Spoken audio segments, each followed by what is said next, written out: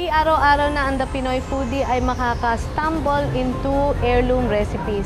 So now we are so lucky na finally nakahanap din kami ng isang pamilya na makaka-share ng kanilang katutubong Marikina recipe.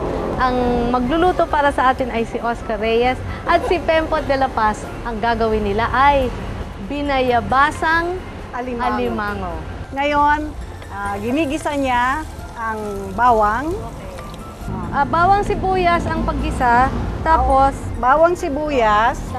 Tapos ito ay ang hiniwa-hiwa at dinikdik na bayabas. bayabas. Nako, ang dapat na gagamitin yung bayabas dito ay yung native. Yung hinog na Oo, hinog. tapos sabi ni Pempot, kailangan balatan, tapos iputul-putulin at alisin yung buto.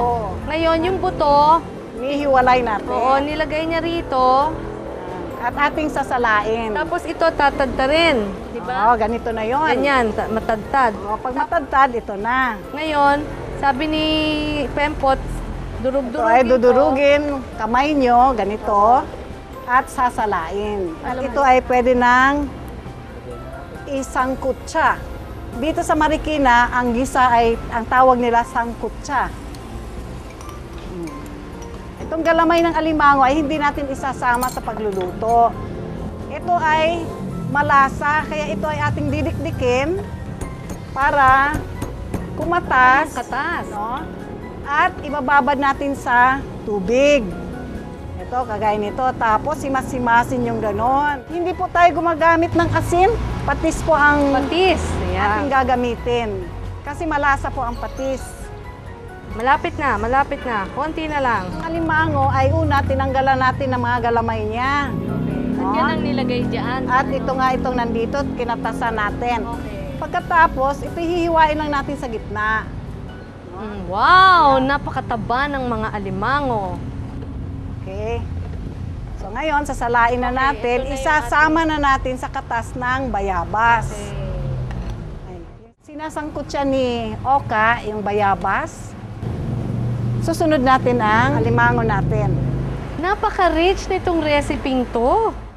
Pag sinangkot siya yung bayabas at saka yung alimango, siguro antay-antayin yung umiba ng kulay ng konti yung bayabas. Aha. Tapos medyo mamula-mula ng konti yung alimango, pwede nang ilagay yung katas Katas. ng bayabas at saka galamay.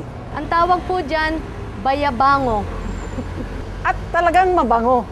Pagka yung medyo maluluto naman tong alimango, Oo. medyo titimplahan pa natin ng patis at saka asukal. Oh, Yan no, na. mukhang malapit na. Yan na yung mga kapulahan. Pula na. Oo. Pwede na daw natin ilagay yung asukal. Okay, asukal na. Wow! Tingnan kasi natin yung alimango. Ay, galit na yung alige ah. At makikita nyo yung sabaw niya, nag-iiba na ng kulay. Oo, nagiging ng Nagiging darker. darker. Titikman na natin. Perfect! So-serve na natin. Please do the honors.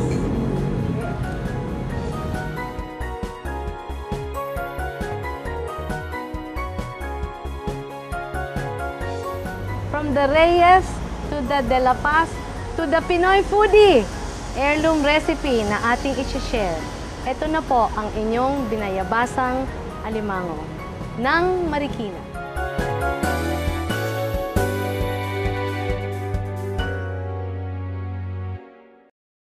Sadyang napakaganda ng Marikina.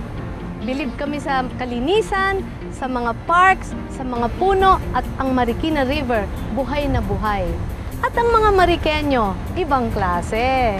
Siya'y may disiplina na improve ang quality of life. Gaya nga nung nangyari sa Undoy, sila'y nagtulungan at nakaangat sila sa kanilang paghirap dun sa nangyari.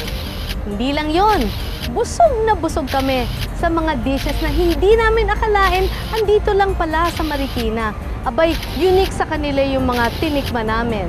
Kaya, sa susunod na naman na Pinoy Foodie, magdi-discover na naman tayo ng mga jewels ng mga ibang region dito sa magandang bayan natin.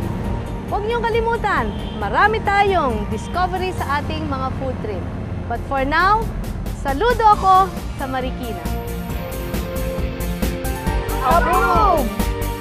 Approve! 1, 2, 3, approve!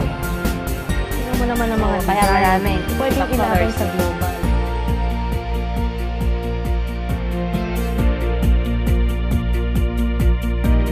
Balita ko, may isang pamilyang nakatira dito at may kapitbahay pa. Only in Marikina.